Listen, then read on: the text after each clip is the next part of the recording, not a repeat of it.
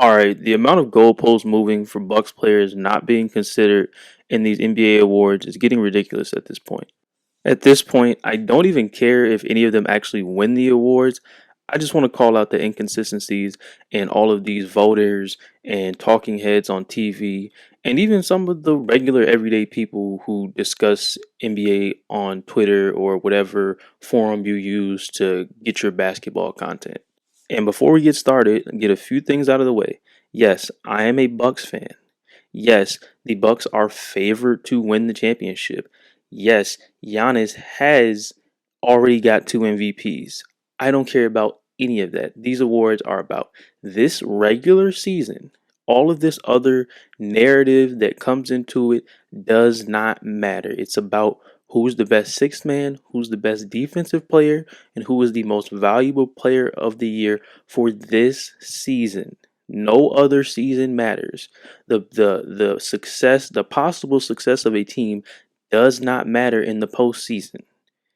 It only matters what you did in the regular season. How successful was your team in the regular season? How successful were you in the regular season? So let's get that out of the way. So, because the MVP gets talked about so much, I'm not going to start with it. We're going to start with the Sixth Man of the Year award.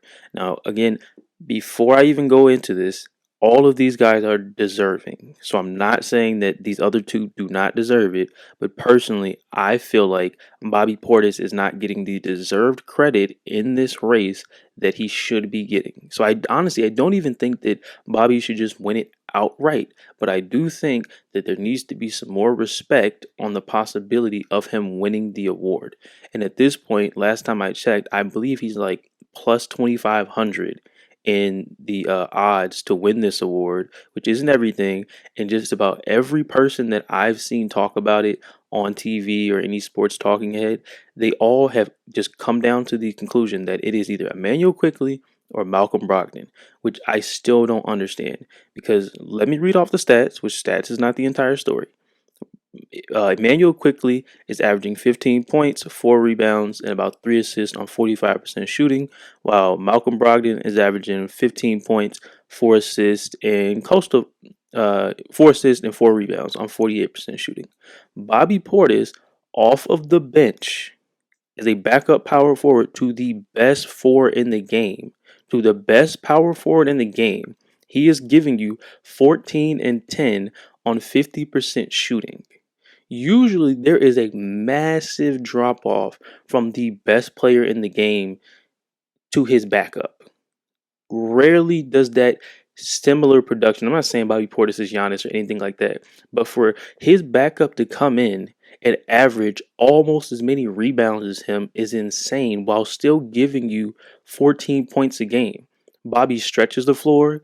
Bobby can get a post up game. He takes advantage of mismatches in the post. He can turn over the right shoulder. He can turn over the left shoulder. His versatility is so valuable to this team. They can put out lineups of Drew at the 1, Chris at the 2, Giannis at the 3, Bobby at the 4, and Brook at the 5 because Bobby can stretch the floor. Also, Brook can stretch the floor as well. They can do lineups where there's Giannis and Bobby on on the floor at the same time. Why? Because Bobby can stretch the floor. They can do lineups of Brook and Bobby because Bobby can still stretch the floor. Or if Brook wants to hang around the 3 point line, Bobby is more than capable of taking advantage of mismatches in the post. Even sometimes they're not mismatches, and he's still turning over the right shoulder and just shooting right over the top of guys. He's easily able to slide into a starter role when just about anybody goes out of the lineup. Other than maybe Drew, anytime anybody else is out of the lineup, Bobby can fill that role in the starting lineup, which I think is very, very underrated about his game. Emmanuel Quickly coming off the bench, yes, he's the first guy off the bench. He's not filling in if Julius Randle isn't playing. He's not filling in if Mitchell Robinson isn't playing. Bobby fills so many needs for this team, and I think that can't be understated. Malcolm Brogdon, he's not even the sixth man on their team. Again, he's having a phenomenal season off of the bench. Their sixth man is Derek White. When Robert Williams is 100% healthy, Robert Williams is a starter for this team. And even then, Derek White is the one replacing in the starting lineup.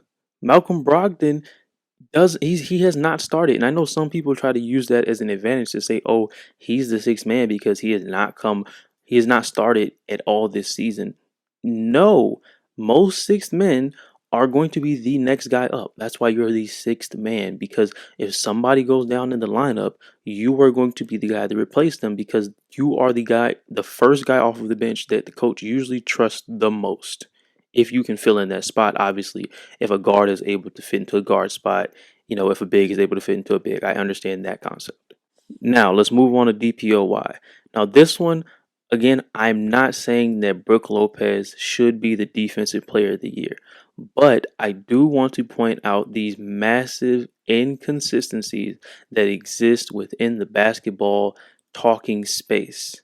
Last year, Marcus Smart was was praised because he led such a great defense around him and how great he was, and he was the best defender on that team, which honestly was not even true. I personally would have had Robert Williams being a better defender than him. I'm not talking statistics. Most of the time I do not look at just statistics when talking basketball. I would not have said that, oh, Marcus Smart's defense was the sole reason for the Boston Celtics defense being so good. But I've heard people saying, oh, Brook Lopez can't be the best defender in the league because he's not even the best defender on his team. This season, yes, he is. Drew Holiday is amazing. Drew Holiday is one of the best on ball defenders. I'm sorry, you just can't do as much as a 7 foot guy with a 7 foot plus wingspan who defends the way that Brook does at the rim does. As great as Drew Holiday is defensively, when it comes to guys like Kevin Durant, they put him on Kevin Durant. Drew Holiday is a great defender. He can't do anything when Kevin Durant goes to turn around into his fadeaway and raises up right over him. There's nothing he can do. But you know what he can do? He can funnel him to the paint and make sure, yo, when you get to the rim, you're going to be met by who? Brook Lopez. This year, Giannis has always been a not always, but as of late, the last couple years, he's been a great defensive player. This year, I wouldn't say he's at his peak defensively, but he's still been really, really good. But this season, Brook Lopez has anchored this defense. If you look at last year, when Brook Lopez was out, the Bucks were terrible defensively, and now he comes back. The only difference defensively this year is Brook Lopez. If we sucked last year without me defensively and I come back this year and we're good now, I am the reason for that. I don't understand this concept. And people are giving that same reasoning. Again, here go the inconsistencies. People are giving the same reasoning to Jaren Jackson saying, oh, earlier this season when he was out, the Memphis Grizzlies sucked defensively. Jaren Jackson came back and now they're great. But nobody realizes, nobody wants to connect the dots that last year the Bucks sucked defensively. Brook came back off of back surgery and made them great again. So that should be correlated to Brook being a great defender. No one wants to connect those dots. So there goes two massive inconsistencies that I've heard around the league where people are trying to give accolades to other people, but it's completely different when it comes to a player that's on the Bucks. And don't get me wrong, I don't think that people in the NBA hate the Bucks. I do not. Just about everybody who has a brain has picked them to at least come out of the Eastern Conference. Maybe everybody's not picking them to win the West. To beat the Western Conference team or whatever. But everybody's like, yo, Bucks have home court, Bucks have depth, they have the best player in the world, which is pretty much consensus at this point as well. And everybody essentially is saying like, all right, we're giving them the respect. They're the best team in the league, which I can agree with. I think that is true, and I think people are pretty fair in that assessment. So I do not think that people just hate the Bucks. And speaking of Giannis, as I just brought him up, let's go ahead and get to MVP to just wrap this thing up. I'm not going to take too much time on this. Jokic is no longer in the conversation. His last month in terms of a two-time MVP, a guy who was on the upper echelon part of the NBA tiers or whatever, the guy who's that, he's not played up to his potential. He's lost his little slot in the MVP. He's permanently third for me. I think that's fair to say. Embiid, let me say this about Embiid. Embiid has been absolutely off the charts this season. Some of the stuff that he's doing, I look at and I say that is absolutely unstoppable. There is only one gripe that I have with Embiid, and I'm not even holding it against him in this MVP conversation. He flops way too much. He flops way too much to get foul calls. And I understand that you have to flop, but I think the excessiveness that he does it with, I just can't get behind it. People couldn't do it with LeBron. I can't do it with Embiid. I don't like players that flop excessively. Selling a call is different than just a outright flop. Like this man is 7 foot, 300 pounds. Like you should not be flailing around like he does. And then it's not even like basketball plays sometimes. Like he'll be in the backcourt and just flail his arms and flop around like a fish out of water. I just can't get behind it. But to the MVP conversation, he has been great. But when you compare him and Giannis this season, Giannis has had at least an on par has at least been on par with him in statistics or better than him. He rebounds better, he assists better. Joel is slightly better than him scoring, but efficiently as far as efficiency goes in scoring, Giannis is better than Embiid. Yes, Embiid can hit a pull-up jumper consistently. Yes, Embiid can hit his free throws consistently. But even with that being said, on a per minute basis, because Giannis does not play that many minutes, on a per minute basis, Giannis is beating Embiid in scoring. That means Giannis is getting his scoring done quickly and efficiently. Even though he can't shoot free throws, I'm a Bucks fan, like I said to start this video, and I hate watching Giannis go to the free throw line. Like, I know it's missing. I know it's missing, and I'm just hoping that somebody gets the rebound. And hopefully it's him and he lays it back up for two. I hate watching this man pull up for threes.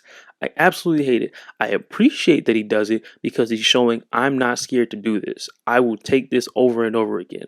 He just picks bad times to want to show the world, hey, I'm going to shoot this jump shot. I hate that part, and I know it's going to miss. And when it goes in, I am just as shocked as the rest of the world. But with all that being said, he's not a good jump shooter. That he's not nearly the jump shooter that Joel Embiid is, but somehow he scores just as efficiently as he does. He's a better defender. There's not a person on this planet that will truthfully say that Embiid is a better defender than Giannis. Even in a down year defensively for Giannis, which I stated earlier, he's still been better than Embiid. I don't understand what reasonable reason, reasonable reason. I don't understand what reasonable stake or whatever claim that anybody can make as to why Embiid should be over Giannis in the MVP conversation. The only thing that I have heard is people say it's Embiid's time. Who cares about your time? We are talking about the NBA MVP award. We are not trying to spare anybody's feelings here. This is not a participation award thing. This is who had the best season, who impacted their team the most, who contributed the most to their team. That is what we are talking about. If you go back and you look at the 60s and the 70s, no, they'd be the 60s, I believe. Whatever era Bill Russell and Wilt Chamberlain played in, they dominated the MVPs. Jerry West doesn't have a single MVP award. You want to know why? Because nobody was giving pity awards out to somebody because they finally had a great season for their career. No.